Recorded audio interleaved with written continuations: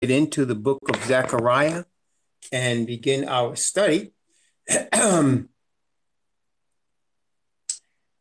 We would like to pray to the Father and ask the Father of our Messiah, our Master, Yahushua,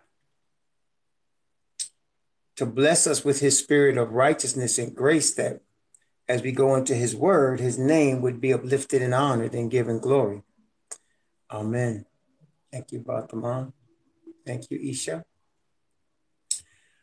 Before we go and ask the Father for his spirit, I would like to give a praise report. If you guys recall, I did ask you all to pray about a job interview I was going on. Do you all recall that? Well, I got the job, and they offered me the job yesterday, and I was already on a good job, but I'm in a better job now. This is a blessing, and so I'm not sure when I'll start. I have to do background checks and all that. So your prayers was answered, and we praise the Most High. I want to thank you all for your prayers to the Most High. Give him the praise, the honor, and the glory for that. And so do we have any other requests for prayer or any other praise report that you would like to give before we ask the Father for his spirit?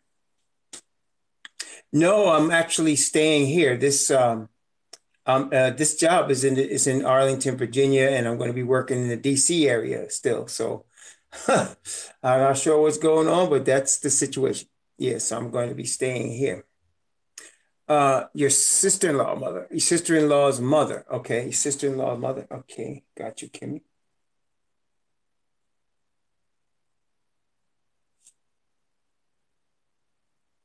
Okay.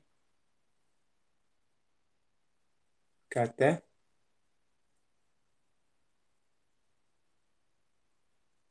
I don't really want to go into what type of it is, but just wanted to give praise that we did get our prayers answered. Okay, so all right, so you're not saying she already got one, you're asking for her to get one, right, Isha? Okay. Okay.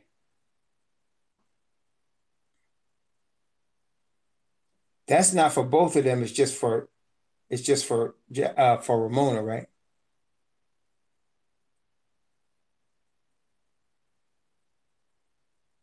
Okay.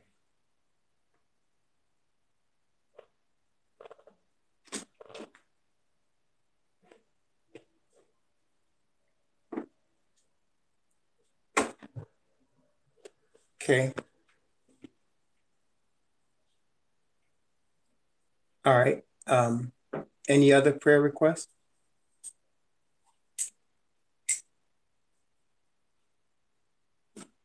I hope Barbara is doing better.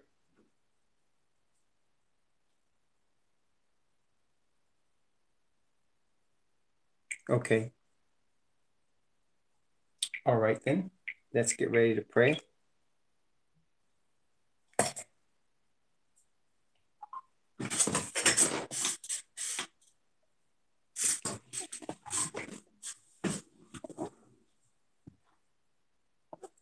Most High Yahweh, we are so grateful and thankful for your goodness and mercy toward us. We ask, as we go into your word tonight, that your spirit would guide and direct us. Your spirit of righteousness and truth would direct us in righteousness and truth, that your name would be uplifted and honored and glorified. In the name of the Messiah, Yahushua, we pray. Amen. Okay. Praise God. So let's get into the word. Now, before we, as we get into the word, let's go and do a little bit of background before we go into Zechariah chapter 9 this day.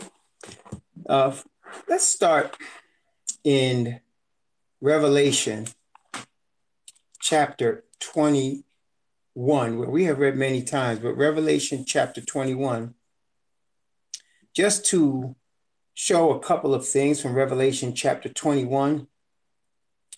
Isha, I'm going to give you a little bit more tricky assignment this time. I'm going to read from verses 1 down to verse 8 And then we're going to read from verse 24 down to verse 27. So we're going to go 1 to 8 and 24 to 27. Is that okay? Okay, thank you. And I saw a new heaven and a new earth. For the first heaven and the first earth were passed away, and there was no more sea. And I, John, or Yochanan, saw the holy city, New Jerusalem, coming down from Yah out of heaven, prepared as a bride adorned for her husband. And I heard a great voice out of heaven saying, Behold, the tabernacle of Yah is with men, and he will dwell with them, and they shall be his people, and Yah himself shall be with them and be their most high. And Yah shall wipe away all tears from their eyes, and there shall be no more death, neither sorrow nor crying, neither shall there be any more pain, for the former things are passed away. And he that sat upon the throne said, Behold, I make all things new. And he said unto me, Write, for these words are true and faithful. And he said unto me, It is done. I am Alpha and Omega, the beginning and the end. I will give unto him that is athirst of the fountain of the water of life freely. He that overcometh shall inherit all things, and I will be his most high, and he shall be my son. But the fearful and unbelieving, and the abominable, and murderers, and whoremongers, and sorcerers, and idolaters, and all liars shall have their part in the lake which burneth with fire and brimstone, which is the second death. Verse 24 to 27. And the nations of them which are saved shall walk in the light of it. And the kings of the earth do bring their glory and honor into it. And the gates of it shall not be shut at all by day, for there shall be no night there. And they shall bring the glory and honor of the nations into it. And there shall in no wise enter into it anything that defileth, neither whatsoever worketh abomination or maketh a lie, but they which are written in the Lamb's book of life. So we can see here, from what we just read, the Messiah and the Father are going to be in the city. And as we saw even in chapter 22, that the servants are going to see the Father's face. And his name is going to be in their foreheads. They're going to be one with him in character and spirit of righteousness and truth. There'll be no death in the kingdom. There'll be no more death, no sorrow, nor crying, pain. There won't be existing. Neither will there be existing fearful, unbelieving, abominable, murderers, whoremongers, sorcerers, idolaters, liars. There'll be nothing in the kingdom that defiles or makes unclean. No sin in the kingdom. Nothing working abomination. So I think we can safely say that the whole kingdom, when Messiah comes to establish the kingdom, there's going to be no sin here. There'll be no more war after he has that last war where he destroys the wicked and Satan finally. There'll be no more war, no more sin, no more pain. Therefore, there'll be no more disobedience to the Father. Does that make sense, brothers and sisters? No more disobedience to the Father. It will not exist anymore. Will not exist. Let's get another witness for that. From the book we're studying, actually, Zechariah, from the book of Zechariah, the last chapter, which we will get to eventually, obviously, Zechariah chapter 14. Zechariah chapter 14. Speaking of the same situation in Zechariah chapter 14, we're going to read from verse 20 and from verse 21. In that day there shall be upon the bells of the horses holiness unto Yahweh. And the pots of Yahweh's house shall be like the bowls before the altar. Yea, every pot in Jerusalem and in Judah shall be holiness unto Yahweh of hosts. And all they that sacrifice shall come and take of them and shall seed therein. And in that day there shall be no more Canaanite in the house of Yahweh of hosts. No more Canaanite. That means no more heathen that's going to rebel against the Most High. So that will not exist anymore. Now, when the Most High called the children of Jacob, who are called the nation of Israel, out of Egypt, when he did that, he intended that this should be the case. They were going to take the land of Canaan. Isn't that correct? They were going to take the land of Canaan. And the people of the land were going to be completely destroyed from off the land. The intent of the Father was to have Jacob's children take a large parcel of land, much larger than they ended up taking. And included in that was going to be what was that time occupied by the Philistines, the Canaanites, the Jebusites, the Hittites. All of them were going to be destroyed or taken into slavery or servants to the Hebrews, to the Israelites. And the Israelites were going to take that land. There was going to be no idolatrous people on the land. Okay? But our fathers failed to accomplish that. They failed to accomplish it. And one of the reasons they failed was because, listen carefully, can y'all make sure you hear me? Testing 1, 2, 3, you can hear me, right? I'll make sure you guys can hear. One of the reasons they failed was because they absolutely refused to allow the Father through the Messiah to prepare them for the land. There was a preparation that was necessary for them to take the land. They couldn't just take it. They weren't ready when they first came out of Egypt.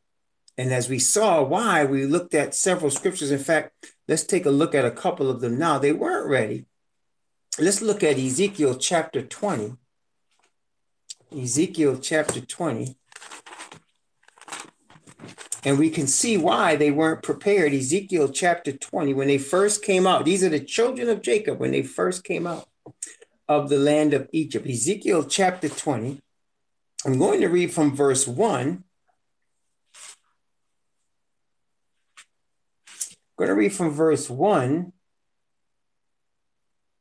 Let's see. I'm going to read from verse 1 down to verse 13. And it came to pass in the 7th year, in the 5th month, the 10th day of the month, that certain of the elders of Israel came to inquire of Yahweh and sat before me. Then came the word of Yahweh unto me, saying, Son of man, speak unto the elders of Israel and say unto them, Thus saith the Most High Yahweh, Are ye come to inquire of me? As I live, saith the Most High Yahweh, I will not be inquired of by you. Wilt thou judge them, son of man? Wilt thou judge them?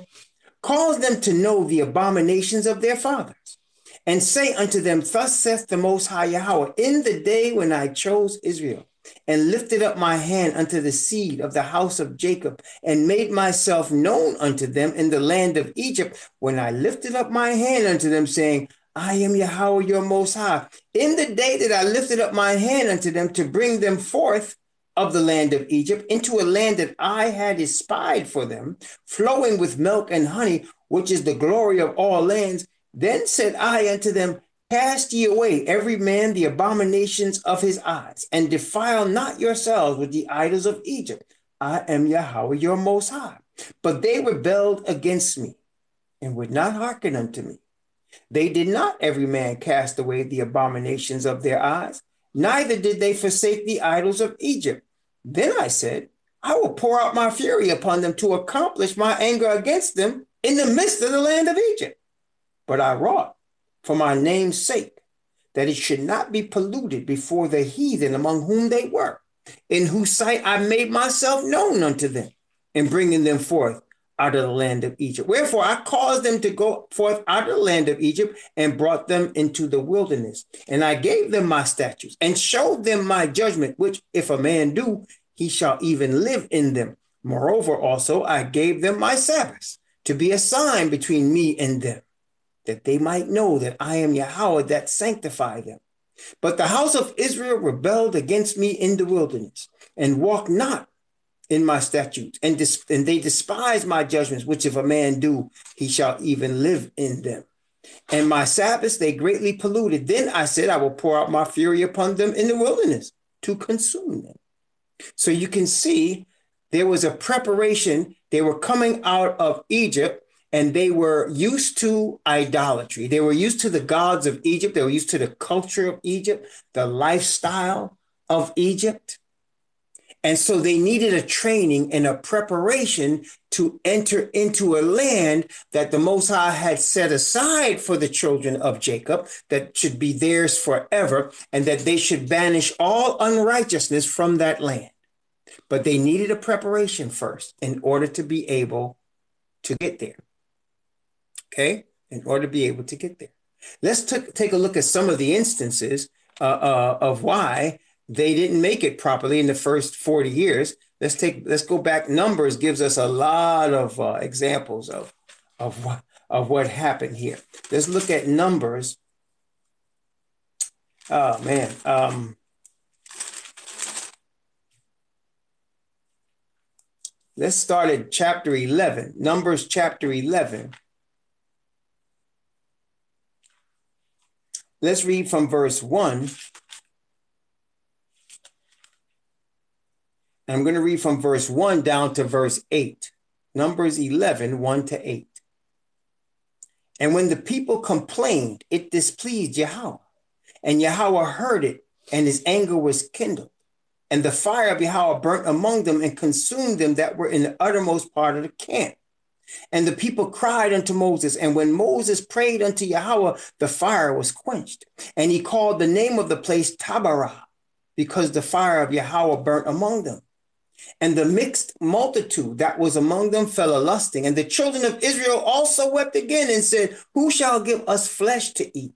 We remember the fish, which we did eat in Egypt freely, the cucumbers and the melons and the leeks and the onions and the garlic. But now our soul is dried away. And there is nothing at all beside this manna before our eyes.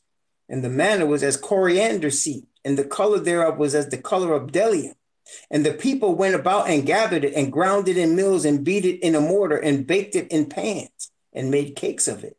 And the taste of it was as the taste of fresh oil. So they were complaining about eating the food of angels. They were complaining and looking back to Egypt. That's part of the problem. They weren't looking forward to the kingdom. They were looking back to Egypt. Y'all are catching this, I'm sure. They weren't looking forward to the kingdom. They were looking back to Egypt. And they were looking back to Egypt's gods and Egypt's way of life. And they missed it. They missed Egypt. Okay? They weren't looking forward. Let's continue. Let's look at a couple of other examples here. Numbers chapter 14. Numbers chapter 14. This is after they sent the spies. Numbers chapter 14, let's look at from verse 1 down to verse 10. Numbers 14, 1 through 10. And all the congregation lifted up their voice and cried, and the people wept that night. And all the children of Israel murmured against Moses and against Aaron, and the whole congregation said unto them, would Yah that we had died in the land of Egypt, or would Yah we had died in this wilderness? And wherefore hath Yahweh brought us into this land to fall by the sword, that our wives and our children should be a prey? Were it not better for us to return unto Egypt? They said one to another, let us make a captain and let us return into Egypt.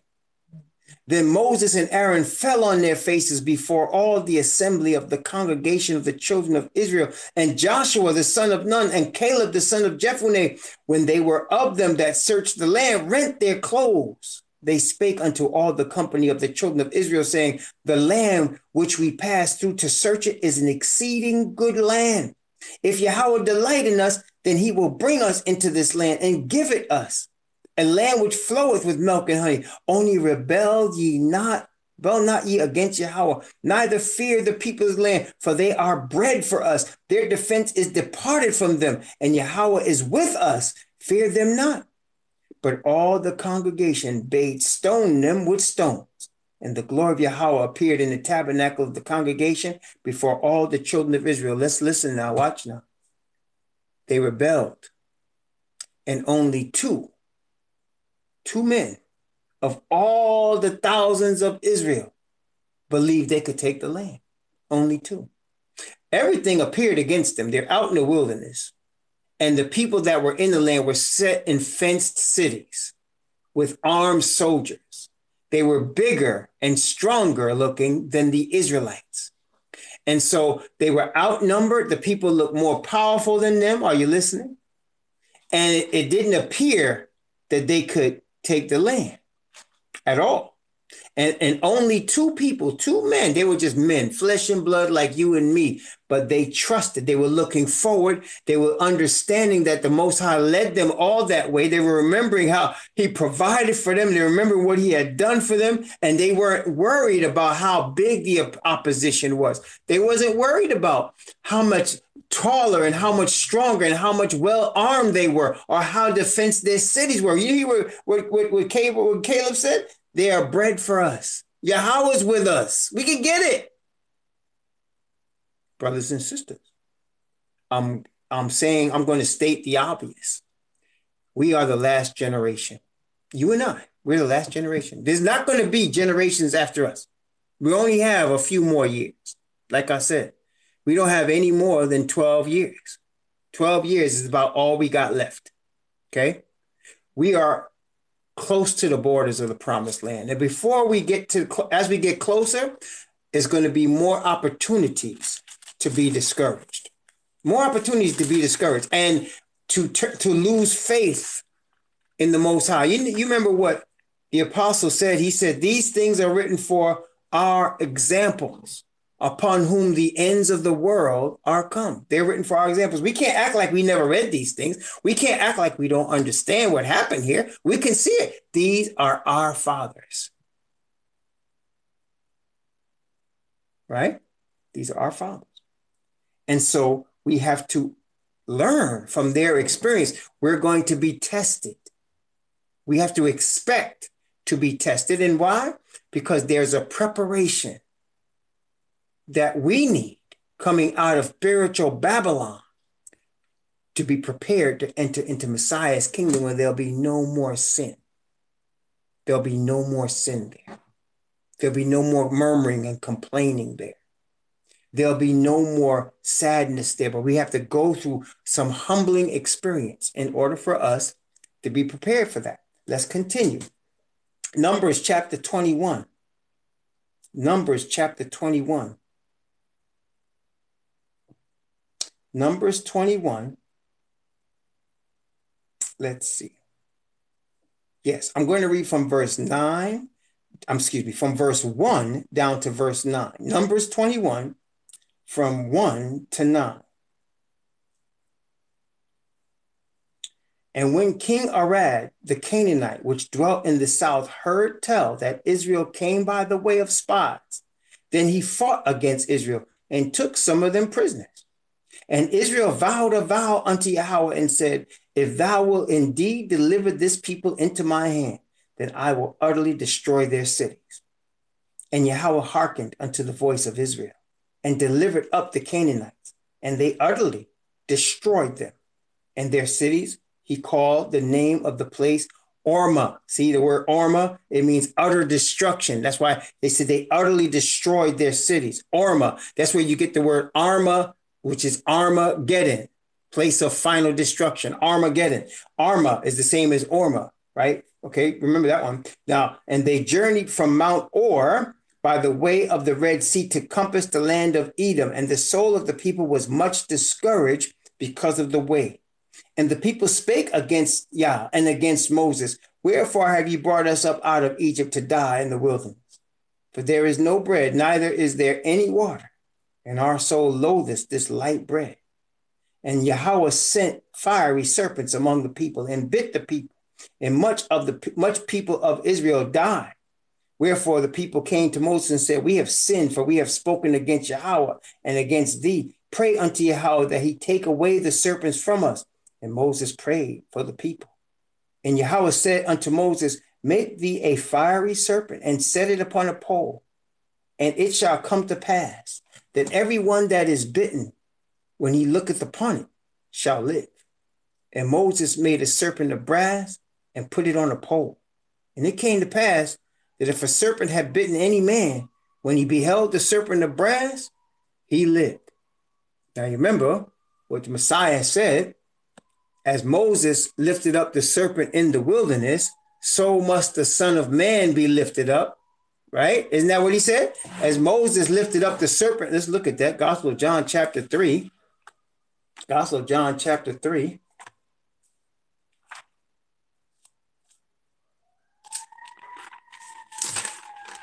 Gospel of John chapter 3. Let's see.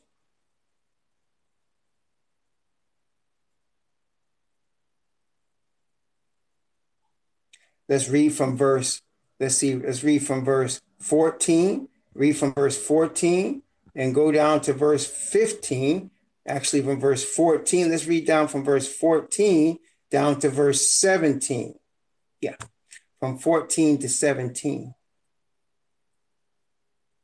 And as Moses lifted up the serpent in the wilderness, remember, he's talking to Nicodemus, a Hebrew, when he's speaking here. He's not talking to a Gentile. He's talking to Nicodemus, a Hebrew, okay? And as Moses lifted up the serpent in the wilderness, even so must the Son of Man be lifted up, that whosoever believeth in him should not perish, but have everlasting life. For Yah so loved the world that he gave his only begotten Son, that whosoever believeth in him should not perish, but have everlasting life. For Yah sent not his Son into the world to condemn the world, but that the world through him might be saved. Remember, he's talking to an Israelite. So again, when we speak of the world, it's not, what we think of as everybody in the world. It's the Israelite people. Remember, and how do I know that? I know that because of John chapter 17. Notice John chapter 17. For all people think that this is like the whole world. Notice John chapter 17, verse 9. John chapter 17, verse 9 and 10. Okay. I pray for them. I pray not for, what? The world. Look at that. But I pray for them which thou hast given me, for they are thine. All mine are thine, and all thine are mine, and I am glorified in them. So he says he's not praying for, did you see that? He's not praying for the world. Therefore, we can understand in verse 16 of John chapter 3, he's not talking about the whole world. He's not even praying for, how could he say he died for the whole world when he's not even praying for the whole world? Y'all following me? Testing 1, 2, 3. He's not praying for the whole world, but he's praying. He's talking about the Israelite. He's talking to an Israelite, and he's talking about Israelites. Let me ask you, here's another question. He talked about as Moses lifted up the serpent in the wilderness. Okay, Moses lifted up the serpent in the wilderness, and whoever looked upon the pole after they were bitten by the serpents lived. Let me ask you, listen, was there Philistines getting bitten by the serpents? Was there Greeks getting bitten by the serpents?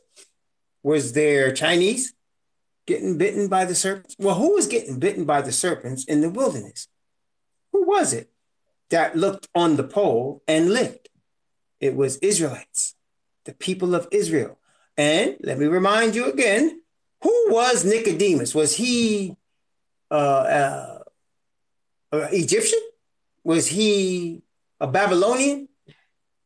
Oh, he was an Hebrew Israelite. So he's talking to an Israelite about Israelites. And what he's saying is, as that serpent was lifted up in the wilderness, so must the Son of Man be lifted up. Now, I say all that, not to tell you about the world. I just wanted to bring that as a side issue. But let me explain to you, Messiah had to come as a humble servant to offer himself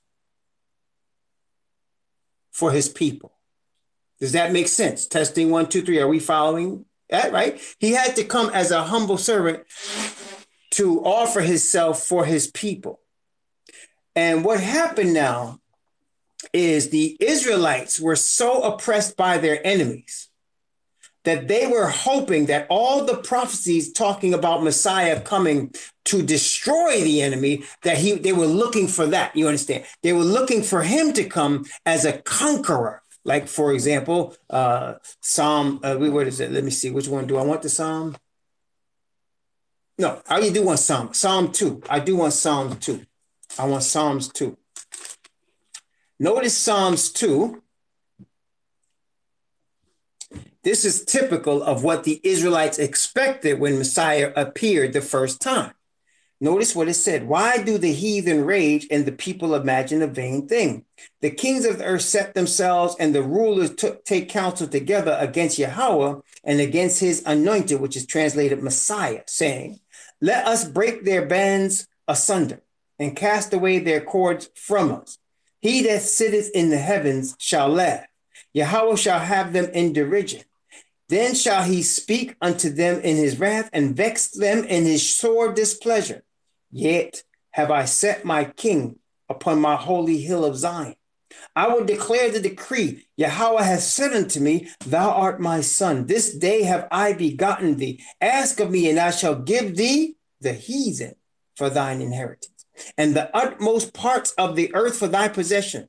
Thou shalt break them with a rod of iron, and shalt dash them in pieces like a potter's vessel. Be wise now, therefore, O ye kings. Be instructed, O ye judges of the earth. Serve Yahweh with fear and rejoice with trembling. Kiss the Son, lest he be angry and ye perish from the way when his wrath is kindled but a little. Blessed are all they that put their trust in him. So, brothers and sisters, they were expecting this. They were expecting Messiah to come and dash the enemy, which at that time was the Roman Empire, in pieces. They were wrong. Why were they wrong? For the same reason that the fathers before them did not go into the kingdom right away. Why were the Romans there in the first place? Why were the Romans in Judea and roaming the streets of Jerusalem at the time of Messiah in the first place? Why were they there?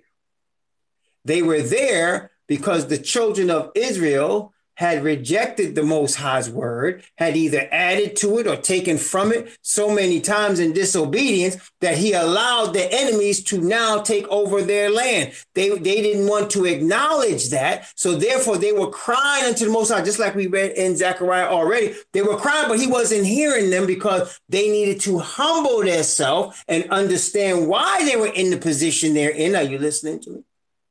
Before they can be delivered. Okay, before they can be delivered.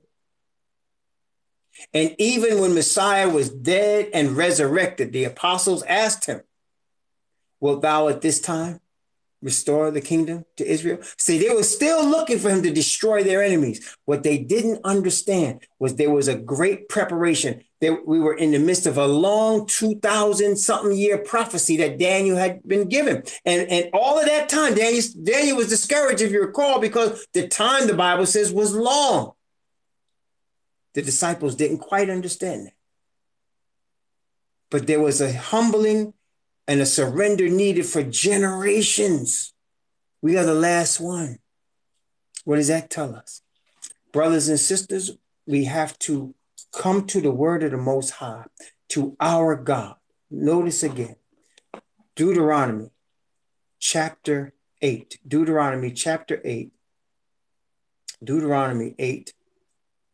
See, we're the last generation. We have to learn from our fathers and understand why what we're going through, what we're dealing with. Why are we here?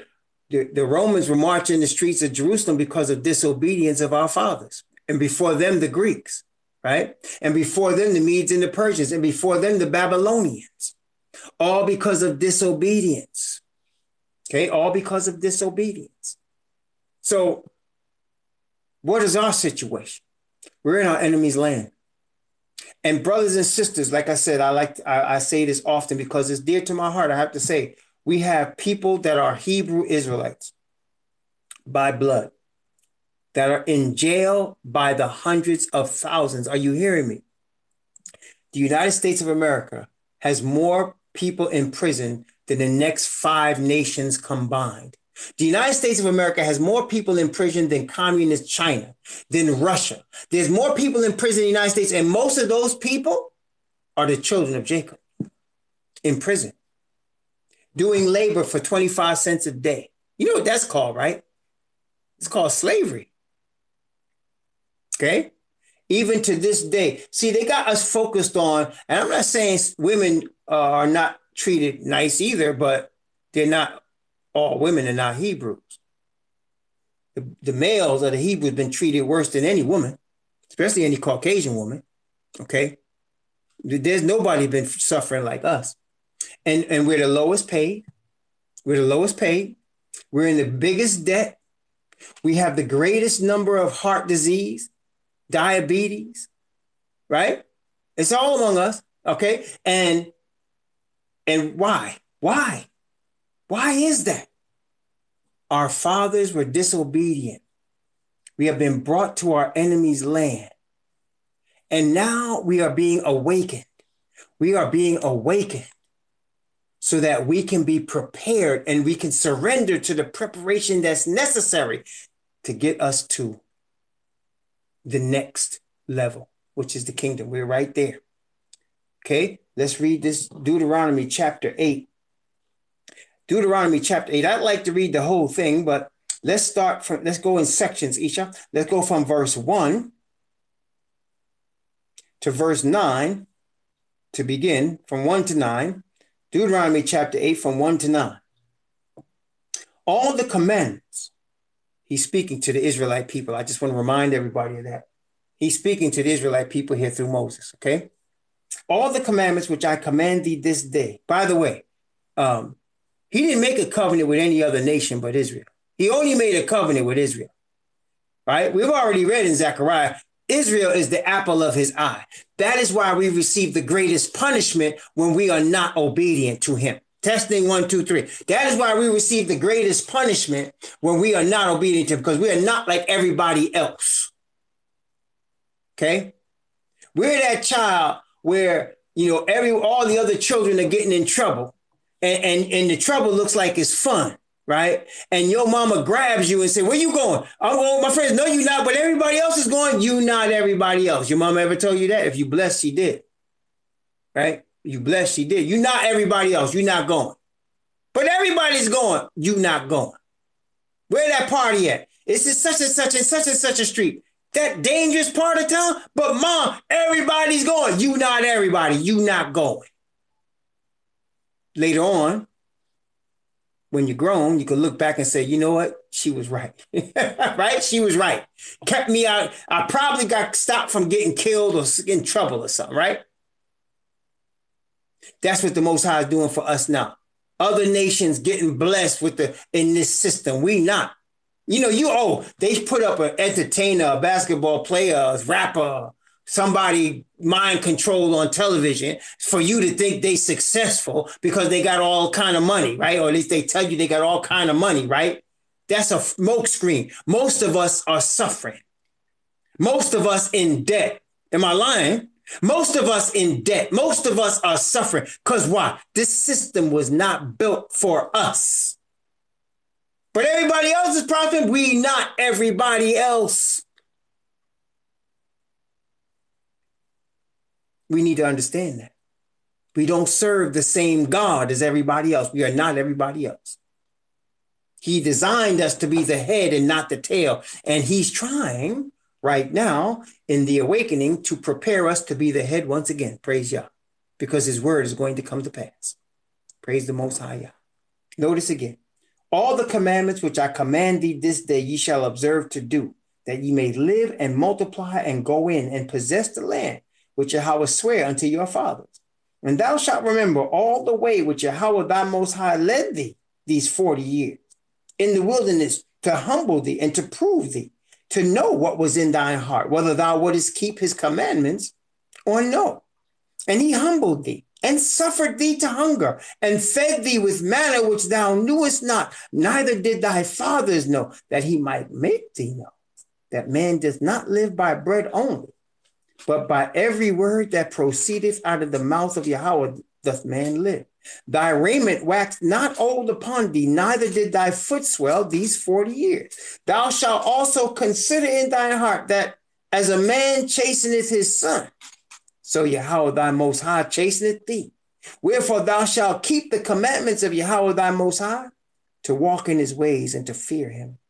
For Yahweh thy most high bringeth thee into a good land, a land of brooks of water, of fountains of depths that spring out of valleys and hills, a land of wheat and barley and vines and fig trees and pomegranates, a land of oil, olive, and honey, a land wherein thou shalt eat bread without scarceness, thou shalt not lack anything in it, a land whose stones are iron, and out of whose hills thou mayest dig brass. Oh, yes, isn't this something? Okay, so he's telling them again and again, right in these little 9 verses, I need you to keep my commandments. Why is that? Why is that so important to the Most High? Obviously, because the commandments are representative of righteousness.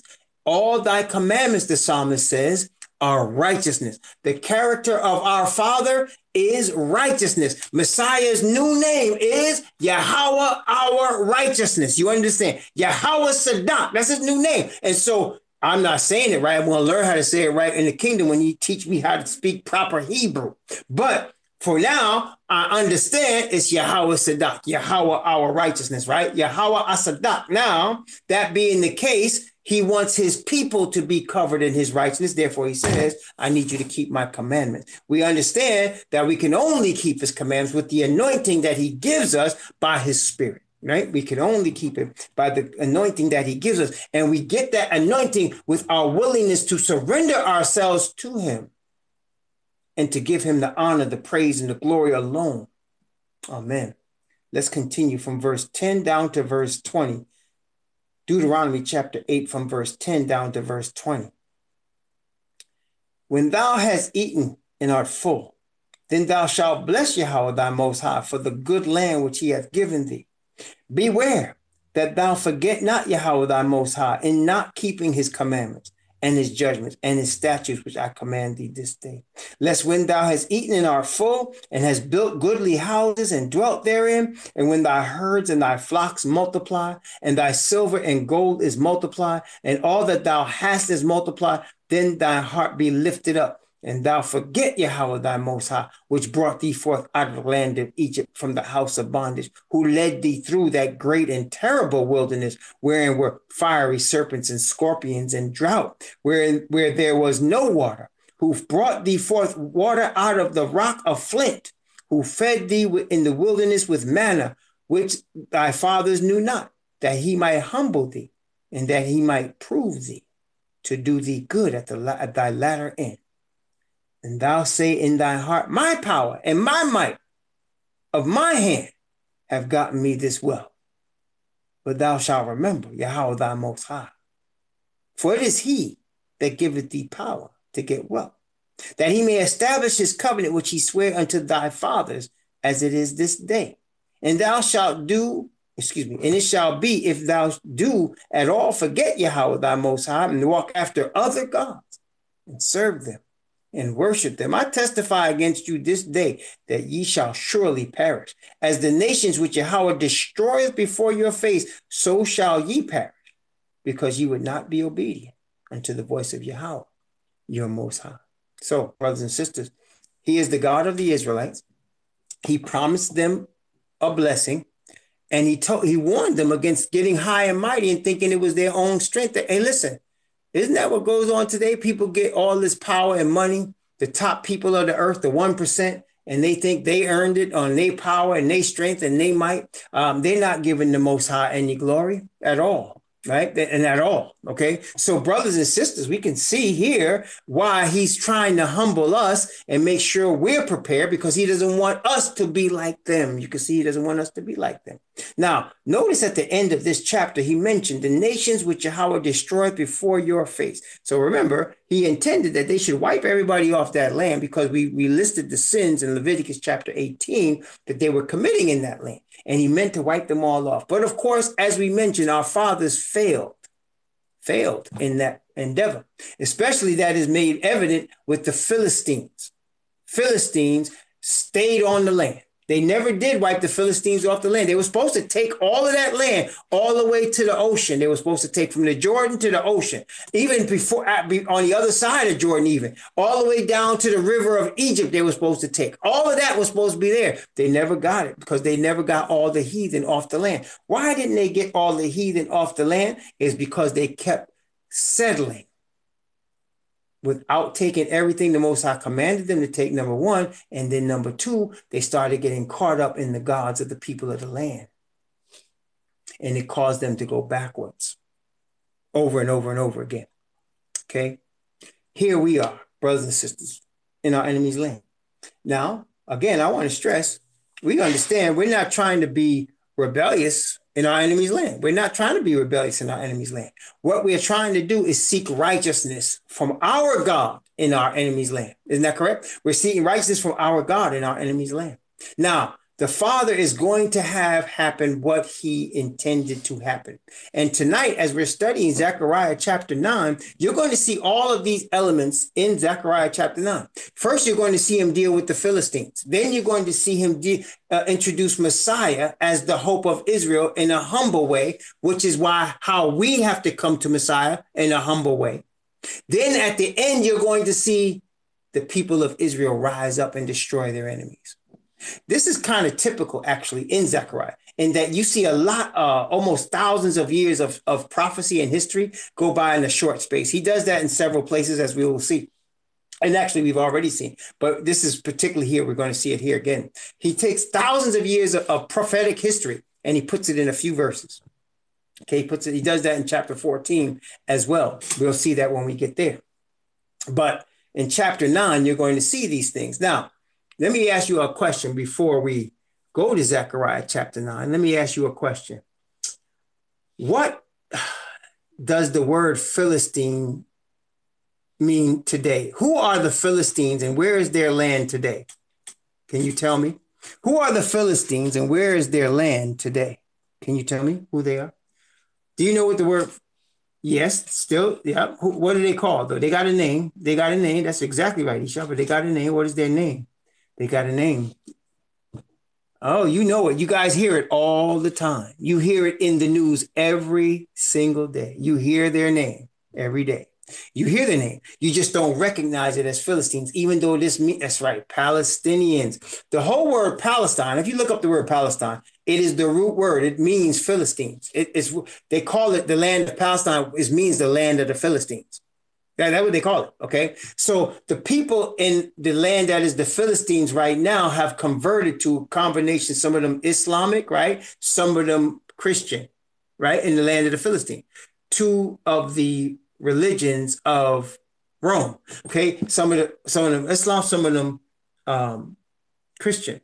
And they're being pushed out by the sons of Japhet who are posing as Israelites, these people from Ashkenaz, right? They're being pushed out with the help of the United States. They're being pushed off of that land. Now, as we're going to read today, this is prophetic for a reason. This is prophetic. Let's take a look. Let's take a look at what the Most High intends for this situation. He's dealing with the Philistines. Let's take a look at that. Let's say, because that's who they are. They Philistines. That's what them people are. Those people are Philistines. They've been there thousands of years. Now they've been, whited out a little bit. As you can see, they've been whited out a little bit because the Philistines come from Ham. Let's take a look at that first before we even go to Zechariah. I want to just show you that. Let's look at Genesis chapter 10. Genesis 10, that shows where all of us come from. Genesis chapter 10 shows where all the nations you see today come from. It shows you that. Genesis chapter 10. Let's take a look here. Genesis chapter 10. And let's begin. Let's begin at verse 6. Let's go from verse 6 down to verse 14. Down to verse 14 is where we want to. But then let's go from that to 18. Yeah, from 6 to 18. And the sons of Ham, Cush, Mizraim, Put, and Canaan. And the sons of Cush, Sheba and Havilah, Sabta, Raamah, Sabteka, and the sons of Raamah, Sheba, and Dedan. And Cush begot Nimrod.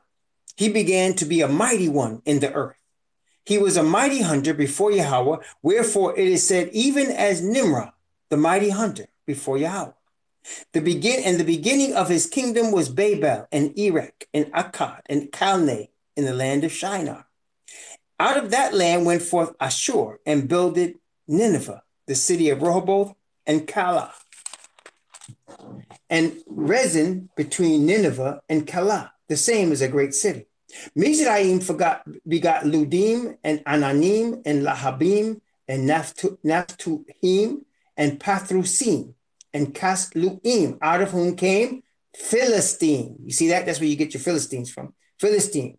Caphtorim.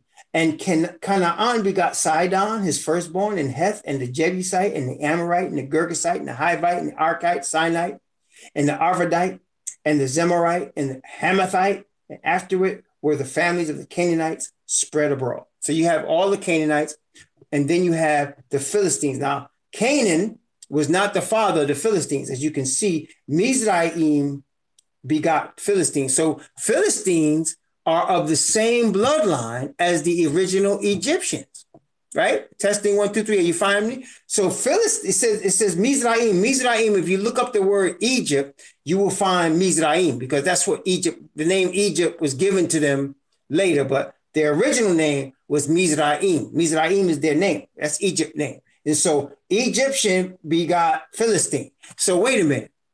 Can y'all tell me what the original Egyptians look like again? I might not remember. What does the original Egyptians look like?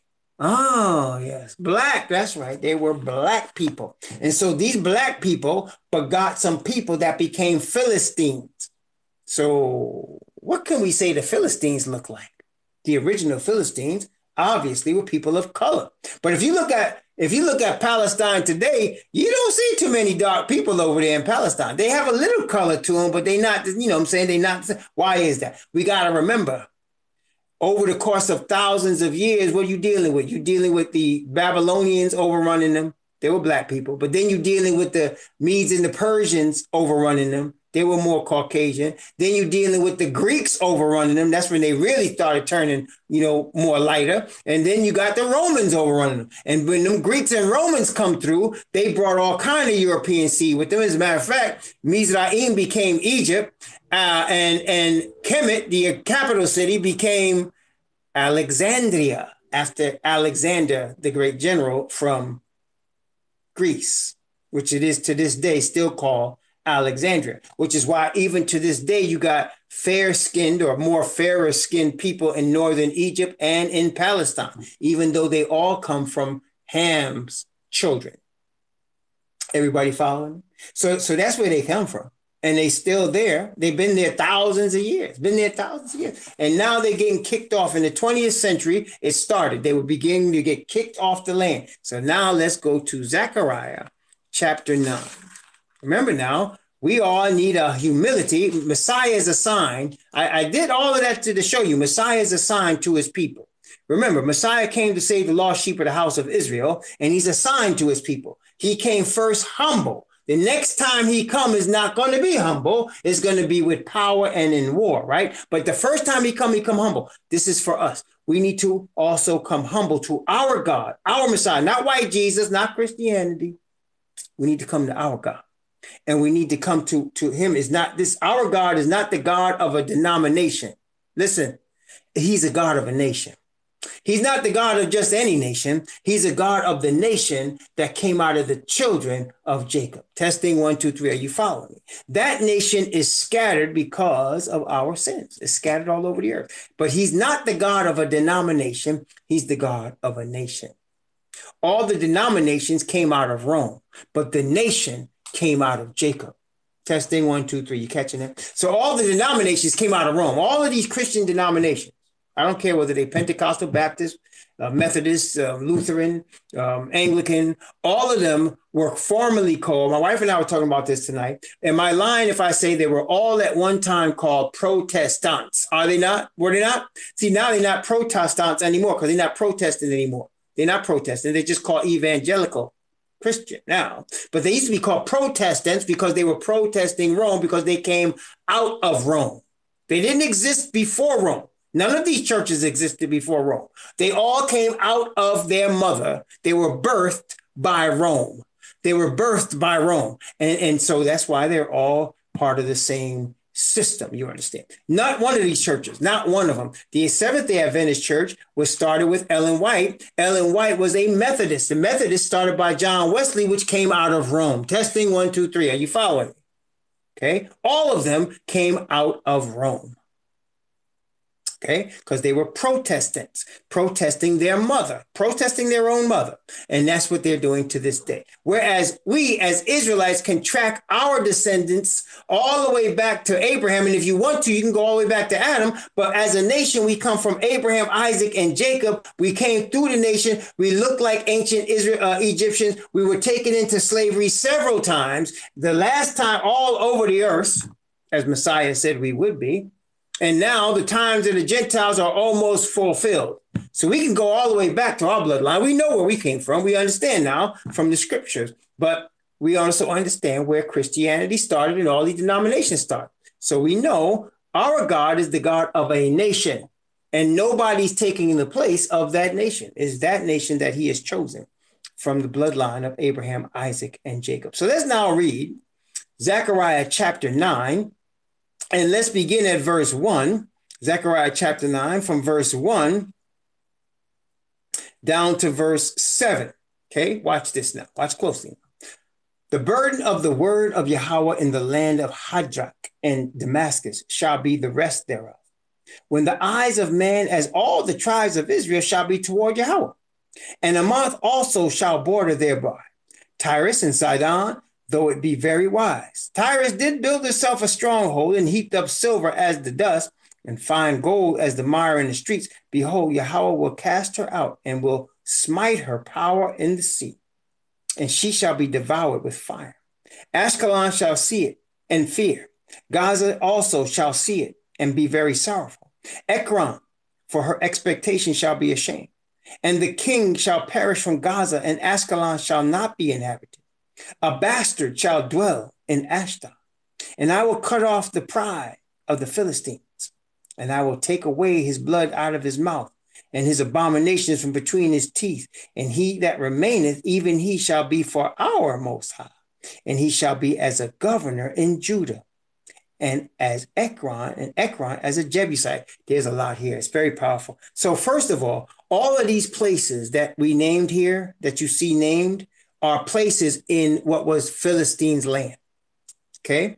Well, that's what I'm saying. All of this was in the Philistine area. Now, Tyre was a separate city, a port city near the Philistine land. Okay? A rich city. Okay? And Tyrus is used, the king of Tyrus is used to actually describe the devil because of how powerful and how rich it was in this world's goods. But he say he's going to, now let me ask you now, Tyrus exists today, but do you hear about it? Is it rich city as it was then? No. It's overrun. It's overrun. Why? Because Rome has overrun all of it. The sons of Japhet have come through and taken it all. Have they not? Testing 1, 2, 3. The sons of Japhet have come through and taken it all. This, as the Bible says, they shall subdue the whole earth. That's what the Bible said. Wait a minute. Before we continue, let me show you that. I don't want you to think I'm making that up. Daniel chapter 7. Notice it say Daniel chapter 7.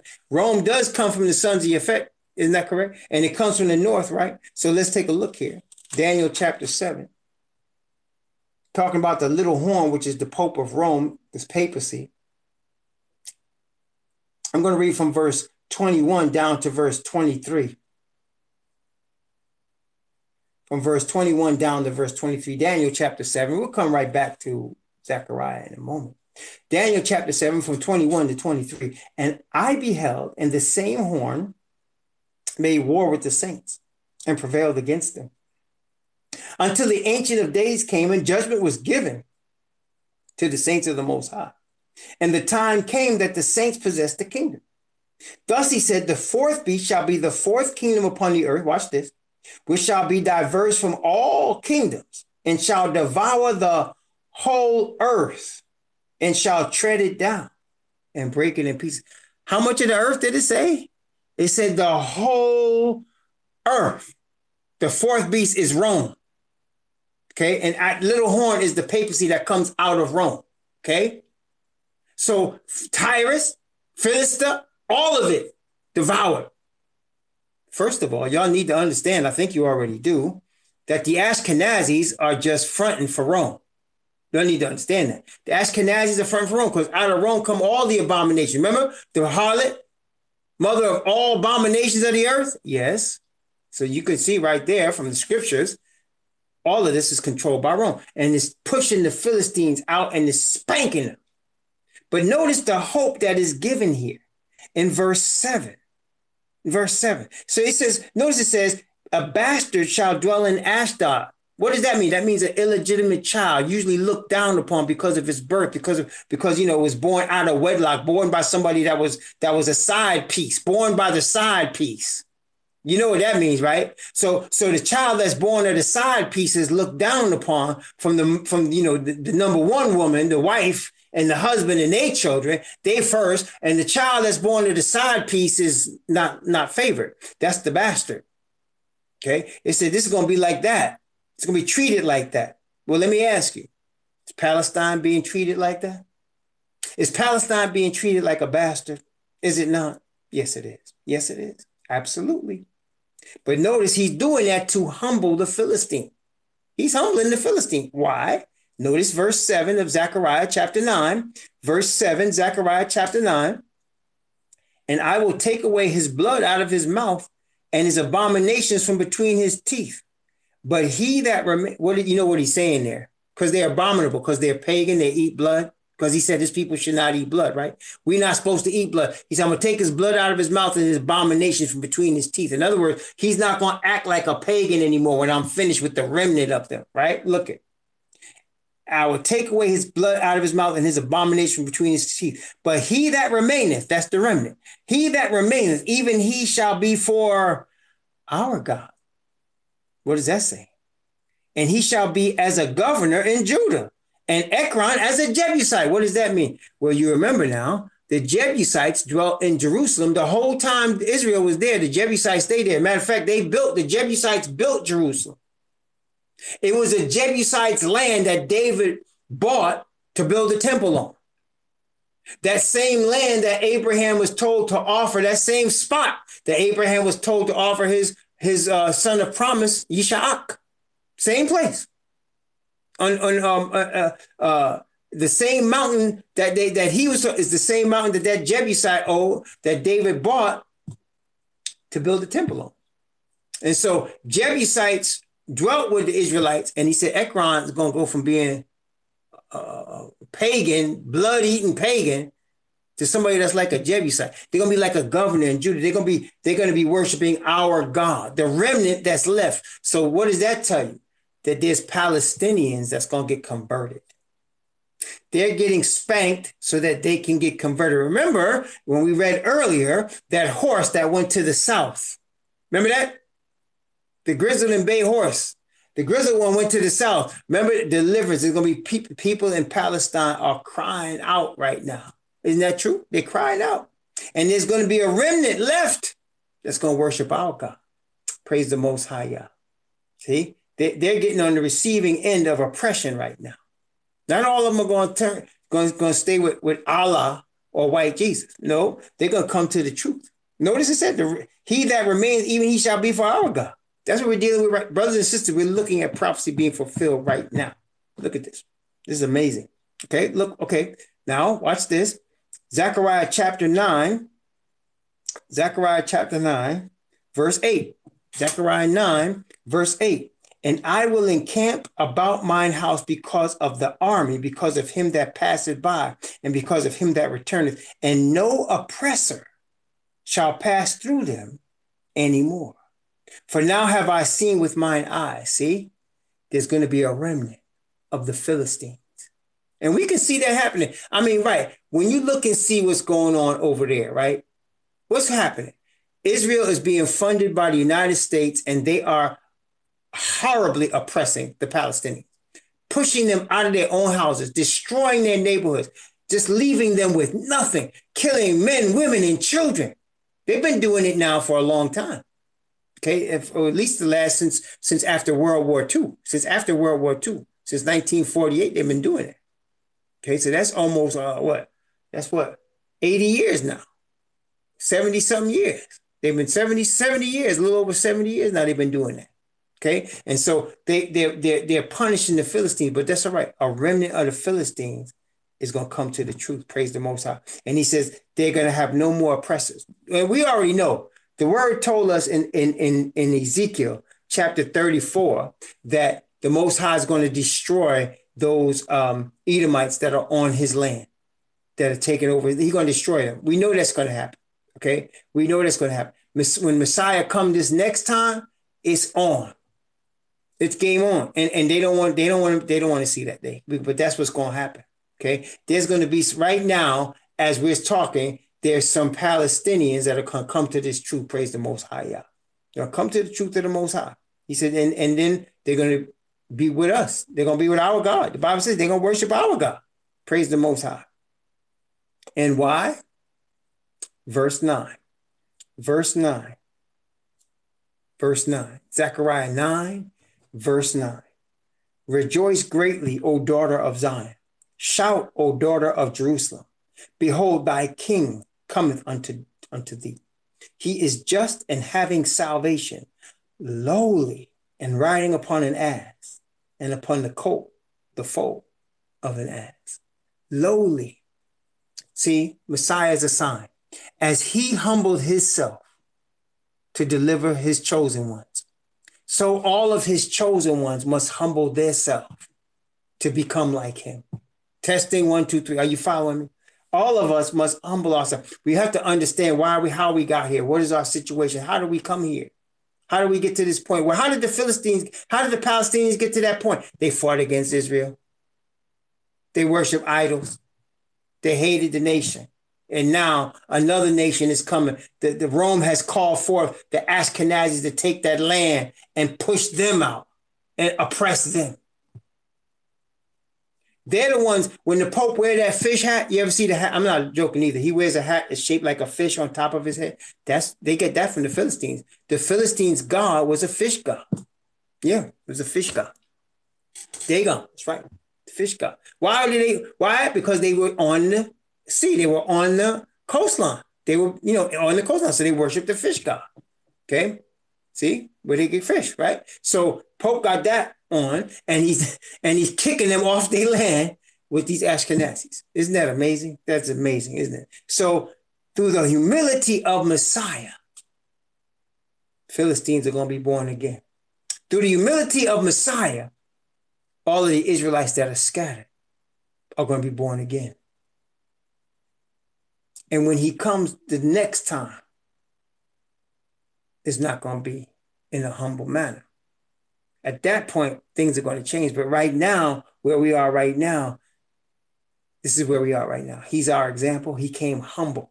See, our fathers were looking for him to come crushing people, but it wasn't time for that. We needed a preparation, a long preparation, which is where we are right now. Brothers and sisters, we are living on the edge of the crust of the change of history that the whole world, the whole universe have been waiting for, the whole creation have been waiting for thousands and thousands of years. We are here. We are that generation, man.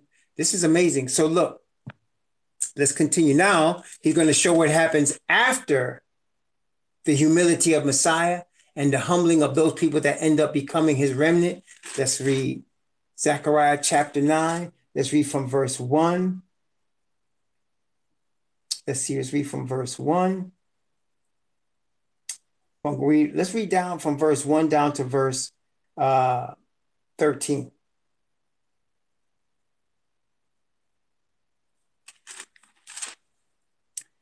And I will cut off the chariot from Ephraim and the horse from Jerusalem, and the battle bow shall be cut off, and he shall speak peace unto the heathen, and his dominion shall be from sea even to sea, and from river even to the ends of the earth. As for thee also, by the blood of thy covenant have I sent forth thy prisoners out of the pit wherein is no water. Turn you to the stronghold, ye prisoners of hope. Even today do I declare that I will render double unto thee. when I have bent Judah for me, filled the bow with Ephraim, and raised up thy sons, O Zion, against thy sons, O Greece, and made thee as a sword of a mighty man. He's raising up Judah against Greece. That is his Israelite chosen ones against the heathen, right? Let's go from verse 14 down to verse 17. And Yahweh shall be seen over them, and his arrow shall go forth as the lightning. And the Most High Yahweh shall blow the trumpet, and shall go out with whirlwinds of the south. Yahweh of hosts shall defend them, and they shall devour and subdue with sling stones, and they shall drink and make a noise as through wine, and they shall be filled with bowls as the corners of the altar. And Yahweh their Most High shall save them in that day as the flock of his people, for they shall be as the stones of a crown, lifted up as an ensign upon his land. For how great is his goodness, and how great is his beauty. Corn shall make the young men cheerful, and new wine the maids. Yes, brothers and sisters. So you can see the end of it. After that humility, there's a deliverance. Okay, that's where we're at right now. So as we are now in a time of grace where Messiah is the high priest, and as the high priest, what is he seeking to do? He's seeking to bring the perfection of righteousness upon his people. That's what he's seeking to do. Brothers and sisters, do you realize that very few people understand what Messiah is doing right now? That very few people understand what he's doing and why. We do, because we've been given to us. He's in the most holy place to perfect his people in righteousness. That's what he's trying to do. And we need to humble ourselves to receive that righteousness. And we don't puff ourselves up when we receive it, because we're thankful. Isn't that right? We're thankful. We don't deserve the righteousness of the Father. We don't deserve it. It's what's called grace. He's given it to us as an act of grace to give us power over our sin, so that his word comes to pass. Sin shall not have dominion over you and me. It shall not. So we are humbling ourselves and receiving perfect righteousness from the Father, so that then we'll be prepared to do the last half of this, to do the work that's described in the last half of this. We come through. And we're going to come through. But right now, first, we got to humble ourselves like Messiah did, so that when Messiah comes back, and let's take a look at that. Revelation chapter 19. We read this before, but it's worth reading again. Revelation chapter 19. Revelation 19, verse 11, from verse 11 down to verse, from verse 11 down to verse 21. Might as well read the whole thing. From verse 11 down to verse 21. This is what's getting ready to happen once we are prepared. Messiah is not going to be held up again. He's going to prepare people. The only question is, are we going to allow ourselves to be prepared by receiving that righteousness and humility, as the Palestinians are being humble, as we have been humbled in our enemy's land, as Messiah humbled himself to save us? Are we going to allow him to take over our soul temples so that we can be filled with his righteousness and overcome sin? Then we can be ready for this here. Revelation chapter 19, from verse 11 to 21. And I saw heaven open, and behold, a white horse. Remember now, the white horse conquering and to conquer. Remember that? The white horse conquering and to conquer. And he that sat upon him was called Faithful and True. And in righteousness he doth judge and make war. His eyes were as a flame of fire, and on his head were many crowns. And he had a name written that no man knew but he himself. And he was clothed with a vesture dipped in blood, and his name is called the Word of the Most High. And the armies which were in heaven followed him upon white horses, clothed in fine linen, white and clean. Remember, the fine linen is the righteousness of saints. That's what the Bible says. The fine linen is the righteousness of saints. Where is that? That's right here in the same chapter, verse 8. Fine linen is the righteousness of saints. So they're wearing white righteousness of saints, and they're coming conquering and to conquer. In righteousness they judge and make war. Praise the Most High Yah. And out of his mouth goeth a sharp sword, that with it he should smite the nations, and he shall rule them with a rod of iron. And we saw this in Psalm 2. And he treadeth the winepress of the fierceness and wrath of Al Shaddai. And he hath on his vesture and on his thigh a name written, King of Kings and Lord of Lords. And I saw an angel standing in the sun, and he cried with a loud voice, saying to all the fowls that fly in the midst of heaven, Come and gather yourselves together unto the supper of the great Most High, that ye may eat the flesh of kings and the flesh of captains, and the flesh of mighty men, and the flesh of horses, and of them that sit on them, and the flesh of all men, both free and bond, both small and great. And I saw the beast and the kings of the earth and their armies gathered together to make war against him that sat on the horse and against his army. And the beast was taken, and with him the false prophet that wrought miracles before him, with which he deceived them that had received the mark of the beast and them that had worshipped his image. These both were cast alive into a lake of fire burning with brimstone, and the remnant were slain with the sword of him that sat upon the horse, which sword proceeded out of his mouth, and all the fowls were filled with their flesh. Yes, brothers and sisters, that's the end of it right there. That's where we're being prepared for. We're being prepared for that. Righteousness prepares us for it. Humility allows us to receive righteousness. Just, brothers and sisters, right now, we don't have to attack our enemies. We don't have to attack our enemies. You know, I want to just tell you something. You know, when Messiah said, love your enemies, pray for them that despitefully use you and persecute you. Remember that? Remember that? Everybody, Malcolm X hated that. He hated that scripture because a lot of the civil rights leaders took that to mean, let these people just beat us up. That is not what it means. No. Enemies, when Messiah talked about enemies, when you look up the word enemies in the Bible, these are people that you attack. These are people that you are at war with and you're planning an attack against. That's your enemies.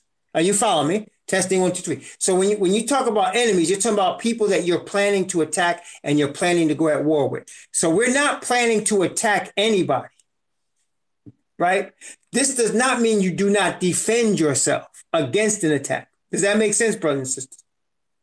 It does not mean you do not defend yourself, but you're not planning an attack on anybody. That's what your enemies. So when you say love your enemies, he's trying to say you're not being offensive against anybody. You're not purposely going out to hurt anybody as an act of war. What you're doing, you're on a defensive. And when you're self-defense, you're not offensive. Is that, you understand what I'm saying? That's what Messiah is saying. You're not offensive. You're seeking peace. You're not trying to start war. That implies that you protect yourself.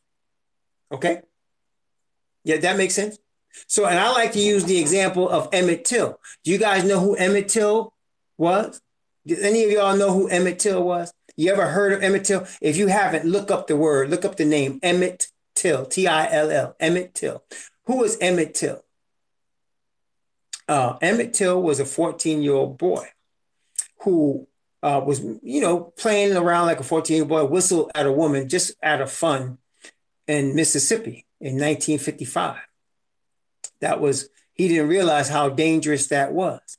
When he did that, he came home to his uncle's house. He was visiting his uncle and his cousins. He was from Chicago, visiting them in Mississippi. In the middle of the night, some men came in some cars, and they came to the door of the uncle's house. And they said, we want that boy, Emmett, his name. We want Emmett.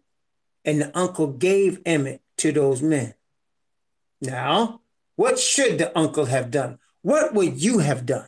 What do you think the uncle should have done? Should he have just said, well, I'm going to turn the other cheek and hand over my young nephew to you guys to do what you want with him? No. What he should have done is when they walked up on the house in the middle of the night, they should have heard click, click, click, click, click, click. Right? That's what they should have heard. Click, click, what you want. And it should have been a shootout right there because you're not getting the boy because we know what you're going to do to him. That's self-defense. You understand? Testing 1, 2, 3. The uncle didn't go out looking for the men. They came to his house. Now he's on defense. Testing 1, 2, 3. You understand? And yes, Black Judah, you are correct. He's also talking about our own brothers. As you look at the word enemies and you look up the word hate in the Old Testament, he's talking about us not killing each other, not hurting each other. Definitely talking about that.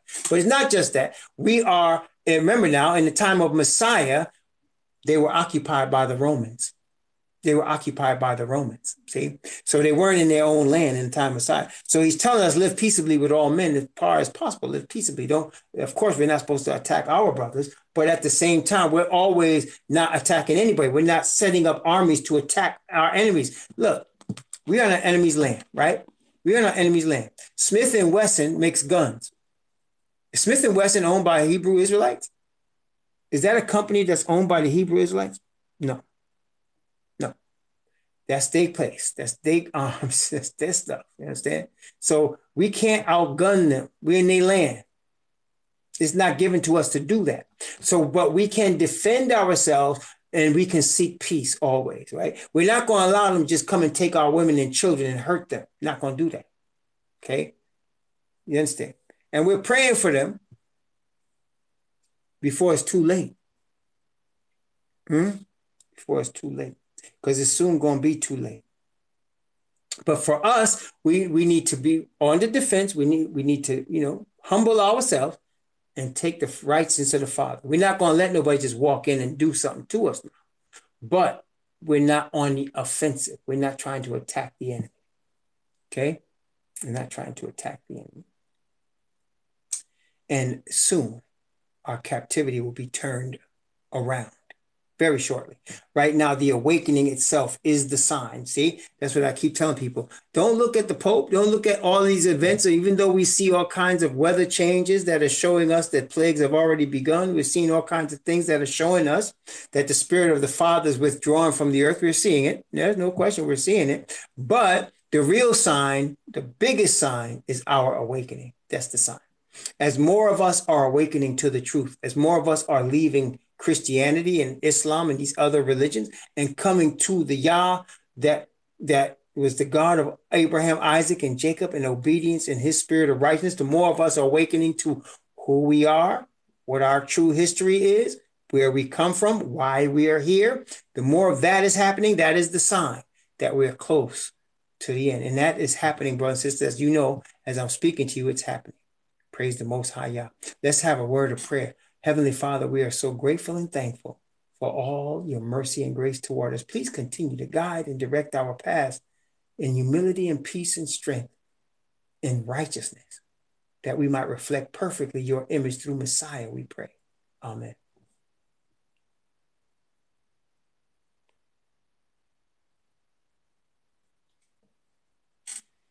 Praise the Most High Yah.